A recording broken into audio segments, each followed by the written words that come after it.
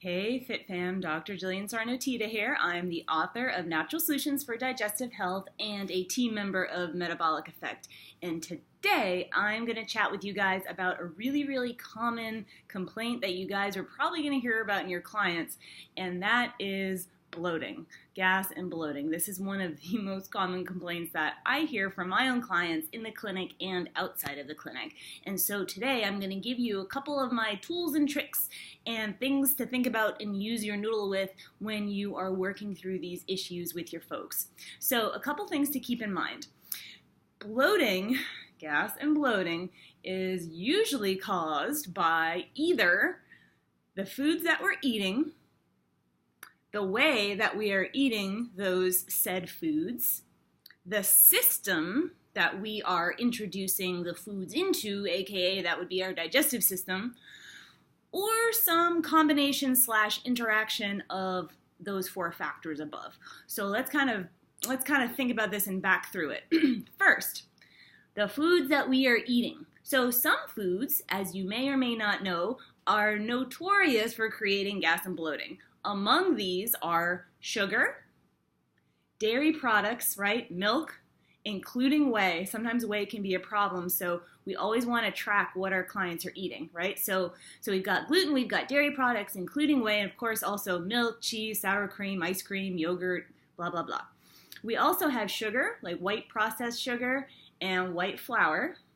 And then we've got beans and legumes, okay? So this is like black beans, navy beans, lentils, peanuts, soybeans, those guys. And then lastly, there are some vegetables that are sort of classically problematic. We've got, of course, like broccoli and cabbage in the brassica family of vegetables. The brassicas are broccoli, cabbage, kale, bok choy, cauliflower, right? Those guys. And then also there are other foods that may be problematic, things like onions and even apples. So I'm going to talk about this in a later section, but if we are having an issue in our gut flora, certain foods are going to be more problematic for us. Okay, so we'll talk about that in just a minute. So an important part of figuring out are foods contributing to gas and bloating of my clients is taking a little intake. So did gas and bloating start with a dietary change, or is it something that they have been dealing with for a really long time? Are these people eating broccoli only once a week? If so, it's probably not the broccoli that's contributing to the issue. If they're putting 2 tablespoons of chia seeds in their smoothie every morning, that might be an issue. If every other day they're eating a slice of whole grain bread with some peanut butter on it because they think it's delicious and fat loss friendly, then that might be an issue too. So look at the types of foods that your clients are eating, not just the types, but also the volume and the quantity, and then correlate that with when symptoms started, okay? So symptoms that are relatively new, often we can trace them back to a particular food, or very commonly, it's just something that we have to get used to. In other words, our gut flora still has to get used to the new foods that we're eating. That will typically clear out within a week or two, right? So sometimes we just have to have people be a little bit patient, but if things aren't clearing out, then it's really time to take more serious stock and maybe even consider eliminations or reductions of certain foods, okay? So the next thing to think about is the way that we are eating our foods. And we've kind of talked about this in past videos. But if we are eating quickly, not sitting down when we're eating, and talking with our mouth full, and eating really fast, what we're doing is not only are we introducing tons of air into the system, if we are eating quickly, we are less likely to realize when we are full, when we are actually full. So that means that we have a greater opportunity to overeat. And overeating actually is a major cause of gas and bloating. So coach your clients, hey guys, when you eat, sit down when you eat. Don't slam a protein shake by the sink or wolf it down when you're running to your car to get into work. And I'm guilty of this too. We all are. We've all done it. But if it's contributing to our problems, then we have to really take a look at this. So have folks sit when they eat, have them slow down, chew their food until it's a soft paste, okay?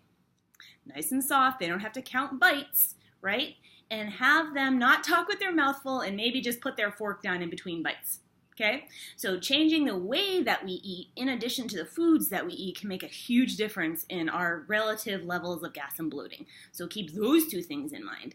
Next, we've got to consider that our digestive fire may not be robust enough to actually break down our food. So here we're getting into sort of the concepts that I alluded to earlier, like the system that we're dealing with, the system that we're operating in. What I call digestive fire is our body's ability to break down proteins, fats, and carbohydrates into their constituent building block, macronutrient sort of building blocks of amino acids, fatty acids, and starches through the use of stomach acid, digestive enzymes, and bile. Okay, we've got to break our food down in order for it to be absorbed.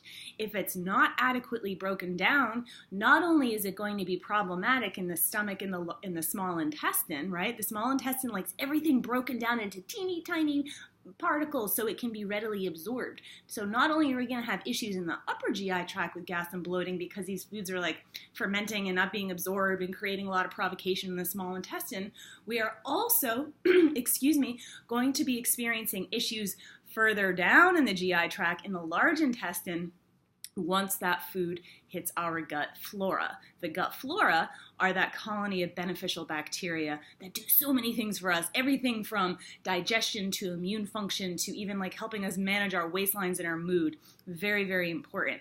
But if they get a hold of a lot of unbroken down carbohydrates and food particles, they're going to go to town doing their bacterial thing, which is fermentation, which means that you're going to have a lot more gas and bloating, and this time in the lower GI, right? So the foods that we eat, the way in which we eat them, and our digestive fire are hugely important. So how can we spruce up our digestive fire? The easiest thing to do is actually to do the preceding two things where we just sort of slow down and eat our food, the foods that we know we tolerate well, appropriately.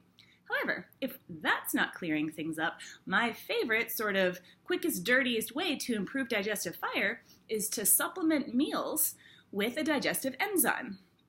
I look for an enzyme that has pepsin, amylase, protease, and lipase in it. These are broad spectrum, sort of broad acting enzymes that help your body break things down.